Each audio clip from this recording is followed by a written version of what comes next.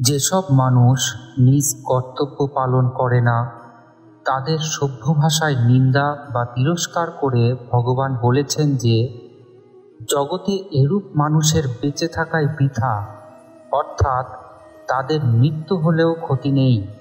সৃষ্টিচক্র অনুসারে নিজের কর্তব্য পালন করার দায় মানুষের। সুতরাং যেসব ব্যক্তি নিজ কর্তব্য পালন করে না, পরবর্তী শ্লোকে ভগবান তাদের তিরস্কার করেছেন। এটি গীতার ৩য় অধ্যায়ের ১৬তম শ্লোক। ওম শ্রী পরমাত্মনে নমঃ।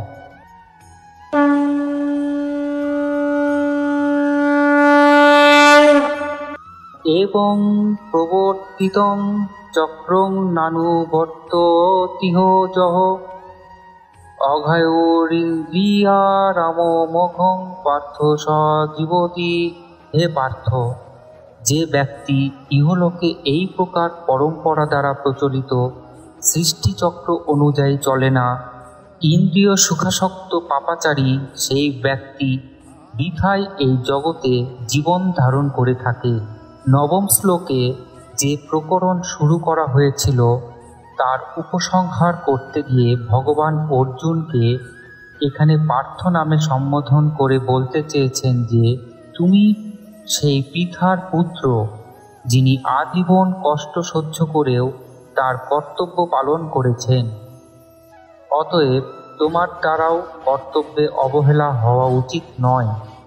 যে যুদ্ধকে তুমি নিষ্ঠুর কর্ম বলে মনে করছ তা তোমার পক্ষে নিষ্ঠুর কর্ম নয়, বরং সেটি হল যজ্ঞ, অর্থাৎ কর্তব্য কর্ম।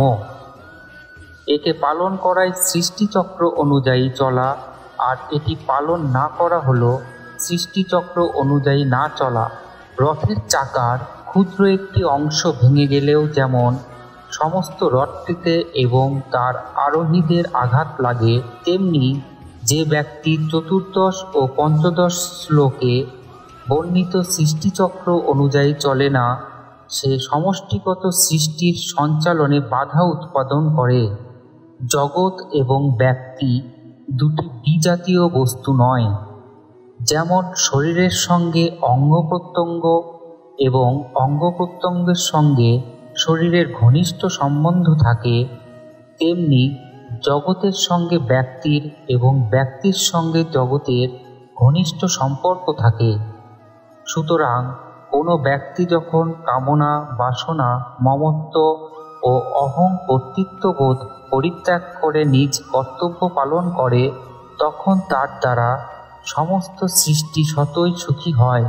যে ব্যক্তি কামনা, বাসনা, মমত্ববোধে যুক্ত হয়ে ইন্দ্রিয়াদির ভোগে ব্যাপৃত থাকে, এখানে তাকে ভোগাদিতে বিচরণকারী বলে জানানো হয়েছে। এরূপ মানুষ পশু অপেক্ষাও হীন, কারণ পশু নতুন কোনো পাপ করতে সক্ষম নয়।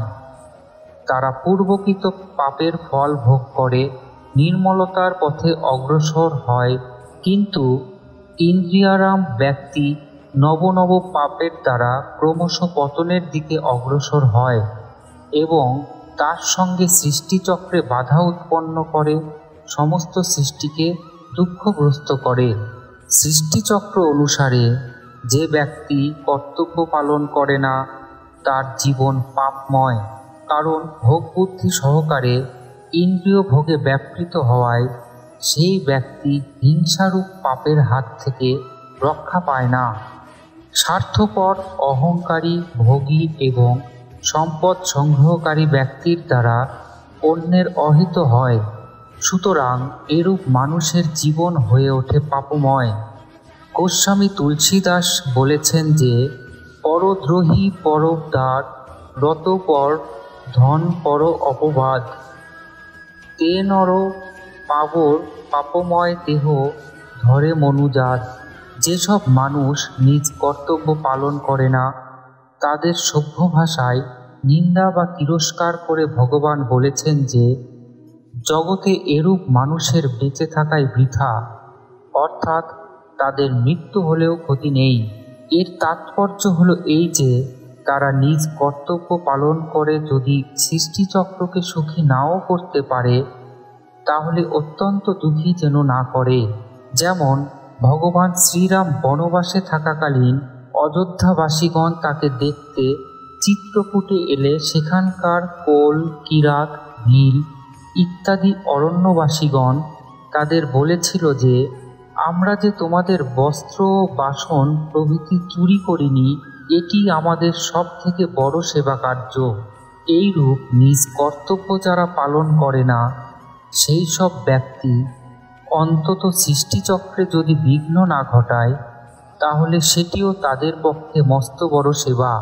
সৃষ্টিচক্র অনুসারে যারা কাজ করে না, ভগবান তাদের প্রথমে স্তেন এবস, তারা চোর, এবং ভুঞ্জতে তে তঘম, এরা পাপী ভক্ষণ করে, এরূপ কথা বলেছিলেন।